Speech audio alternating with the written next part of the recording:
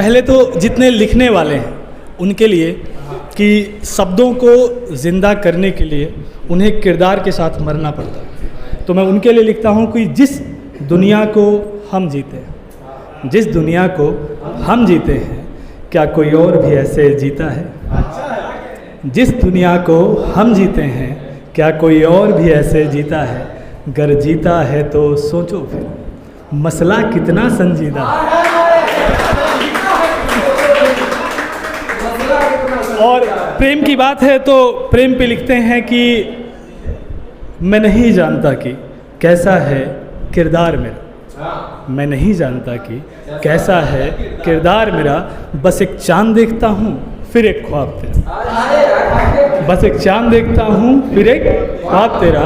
और ज़माने भर के लोगों से मिलकर ये जाना मैंने, ज़माने भर के लोगों से मिलकर ये जाना मैंने, मोहब्बत की तो जा सकती है मगर उसमें भी एहसान तेरा। और जिस गीत के लिए हिंदी गीत के लिए मैं जाना जाता हूँ पिछले दिनों से, और जिस कर्णकाव्य के लिए हर पल वो हारे हैं जो बिन तुम्हारे हैं, तुम बिन कहीं दिल ये लगता नहीं, सपने अधूरे हैं तुमसे ही पूरे हैं, ख्वाबों का मंजर ठहरता नहीं, बेख्याली अब रात दिन है, ख्वाबों का घर बसाए कहाँ, यादें ही यादें अब रात दिन, तुम बिन जहाँ में गुजारा कहाँ। उसका नया अंतरा लिखा है कि पल जो हमारा था कितना वो प्यारा था, मिलना दोबारा गवारा यहाँ, हंसते न रोते हैं खामोश रहते हैं, खामोशियों का सहारा यहाँ, ये नाराज़ी अब रात दिन है, उजड़ा है दिल संवारे कहाँ, यादें ही यादें अब रात दिन, तुम बिन जहाँ में गुजारा कहाँ। बहुत बहुत शुक्रिया। और अब बात करते हैं कर्ण की। मैंने एक आर्टिकल लिखा था कर्ण की लड़ाई संवैधानिक या असंवैधानिक, तो उसमें हमने एक आर्टिकल को जो हमने लिखा तो उसमें हमने लिखा कि कर्ण की लड़ाई जो थी वो आर्टिकल 14 to 18 की लड़ाई थी, आर्टिकल 14 से लेकर आर्टिकल 18 की समानता के अवसर के समानता के अधिकार की लड़ाई थी, और ये कहीं से गलत नहीं थी।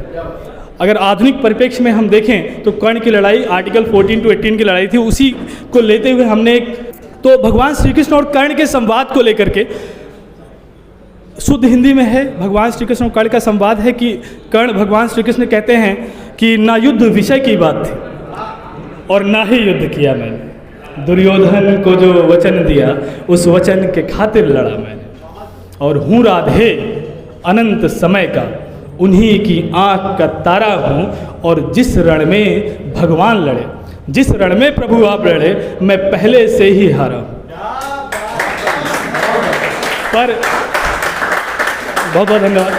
पर है हुंकार और प्रण माधवी, हार नहीं मानूंगा, जब तक शीश जुड़े हैं धड़ से बाण से प्राण में मारूंगा, और युद्ध से पहले हार मान लूं ये शोभा न सिंघन की, और बीच युद्ध में पांव खींच लूं फिर जी ना पाऊं क्षण में।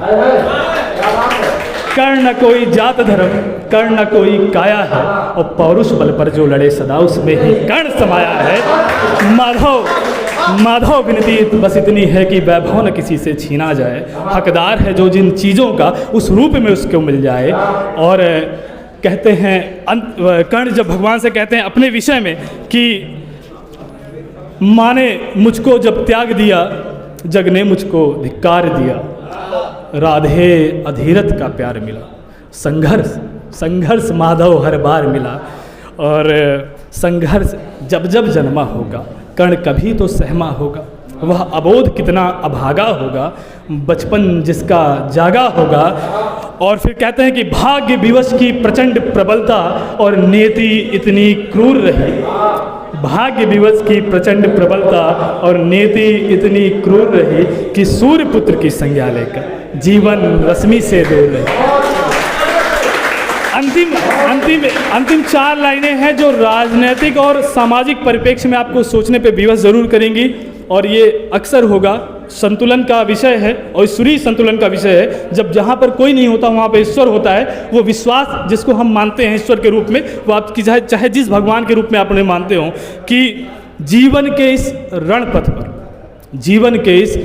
पथ पर अभाव जब जब ललकारा जाए, जीवन के इस रण पथ पर अभाव जब जब ललकारा जाएगा, युद्ध संतुलन की नीति से कोई कर्ण उतारा जाएगा, कोई कर्ण उतारा जाएगा। बहुत बहुत धन्यवाद।